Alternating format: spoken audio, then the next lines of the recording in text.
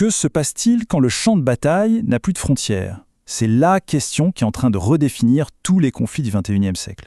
Et on vient d'avoir une illustration, disons, spectaculaire et assez inquiétante de ce que ça implique. Pour vous donner une idée de la gravité de la situation, l'expert militaire Scott Ritter a dit ça. Il ne s'agit pas d'un simple événement isolé, non. Ces frappes iraniennes contre le Qatar pourraient bien être l'acte fondateur d'un tout nouveau type de conflit. Et le monde commence à peine à en prendre la mesure. On ne parle pas ici d'une simple attaque militaire, non, c'est un vrai changement de paradigme. Une frappe qui a littéralement secoué les fondations de notre économie mondiale. Alors concrètement, qu'est-ce qui s'est passé? Le ministre de l'énergie du Qatar l'a confirmé lui-même, des frappes directes ont touché une partie vitale de leur production de gaz naturel liquéfié, le fameux GNL. Ce n'est pas une petite perturbation, c'est un coup en plein cœur de l'un des plus gros exportateurs mondiaux. Et c'est là que ça devient vraiment sérieux. Les réparations, elles vont prendre entre 3 et 5 ans. Pas quelques mois, non, des années. Ça veut dire une perte sèche de presque 13 millions de tonnes de GNL par an. Le dommage n'est pas temporaire, il est structurel, et pour très longtemps. Bon, maintenant parlons des conséquences. Parce qu'une frappe au Qatar, ça déclenche une onde de choc qui se propage dans toute l'économie mondiale. C'est un effet domino, et on va voir ensemble comment ça se décompose.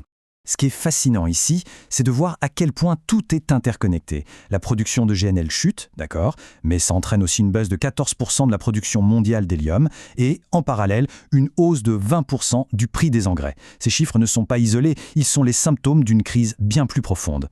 Et voilà le lien, voilà comment une attaque dans le Golfe affecte la technologie qu'on utilise tous les jours. L'hélium, ce n'est pas juste pour les ballons d'anniversaire, loin de là. C'est absolument essentiel pour fabriquer les puces électroniques, les semi-conducteurs. Moins d'hélium, ça veut dire une menace directe sur la production de puces à Taïwan, en Corée du Sud, et donc sur toute notre chaîne d'approvisionnement électronique. Et comme si ça ne suffisait pas, il y a la fermeture du détroit d'Ormuz. C'est l'un des passages maritimes les plus stratégiques de la planète. Quand il est bloqué, ce n'est pas seulement l'énergie qui est paralysée, mais aussi le commerce d'autres produits vitaux, comme les engrais. Et ça nous amène au coût humain de tout ça. Plus de 20% sur les engrais, ça veut dire que le prix de la nourriture va grimper en flèche. Pour nous, c'est un inconvénient. Mais dans les pays où les gens dépensent 60 à 70% de leurs revenus pour manger, ce n'est pas un inconvénient, c'est une catastrophe.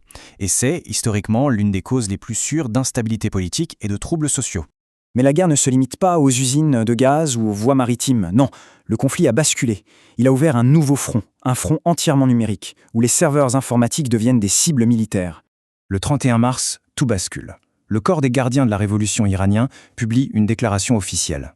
Ce n'est pas une vague menace en l'air. C'est un document, une déclaration de ciblage en bonne et due forme qui nomme 18 des plus grandes entreprises américaines. Et quand on regarde la liste, c'est juste stupéfiant. On y trouve des noms qu'on connaît tous, Amazon, Google, Microsoft, Apple. La justification de l'Iran, ces entreprises fournissent l'infrastructure numérique et l'intelligence artificielle qui ont permis d'éliminer de hauts responsables iraniens.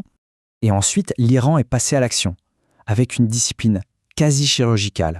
3 frappes en 32 jours, toutes visant l'infrastructure d'Amazon Web Services. Ils ont annoncé ce qu'ils allaient faire, quand ils allaient le faire, et ils l'ont fait, à la date et à l'heure prévue. Ce qui nous amène à cette idée, un peu folle mais terriblement vraie. Le champ de bataille, ce n'est plus une question de géographie, il est défini par un seul critère, l'endroit physique où se trouvent les serveurs qui font tourner notre monde. Mais alors, comment on en est arrivé là? Comment un serveur d'Amazon est-il devenu une cible militaire?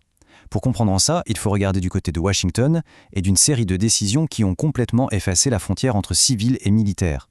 En fait, la séquence des événements est d'une logique implacable. Premièrement, le Pentagone décide de construire son cloud de combat sur l'infrastructure commerciale d'Amazon.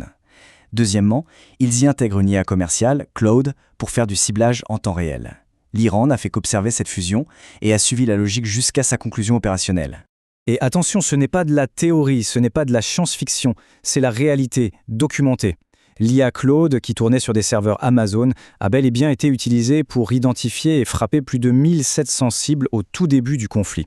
La justification de l'Iran repose sur des faits qui ont été confirmés devant le Congrès américain. C'est ça, le point fondamental. L'Iran n'a pas inventé cette logique, c'est Washington, en mélangeant à ce point les mondes militaires et commerciaux, qui a créé cette vulnérabilité. Téhéran n'a fait que l'exploiter, et c'est le monde entier qui, aujourd'hui, en paie le prix. Et tout ça nous amène à la conclusion la plus sombre. Les dommages qui ont été infligés au système mondial ne sont pas réversibles. Il n'y a pas de bouton reset pour revenir en arrière.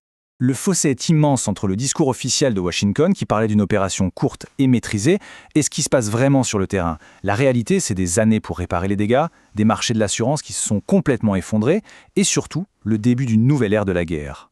Voilà donc le nouveau monde dans lequel on vit, un monde où les infrastructures critiques ne sont plus assurables, où des milliers de milliards de dollars d'investissements sont en suspens, où des câbles Internet vitaux pour le monde entier sont en plein milieu d'une zone de guerre, et où les chaînes logistiques qui font tourner notre économie sont tout simplement cassées. On se retrouve donc avec cette question, une question fondamentale qui nous concerne absolument tous. Si les serveurs qui gèrent nos virements bancaires sont les mêmes que ceux qui guident les missiles, alors où s'arrête le champ de bataille exactement ?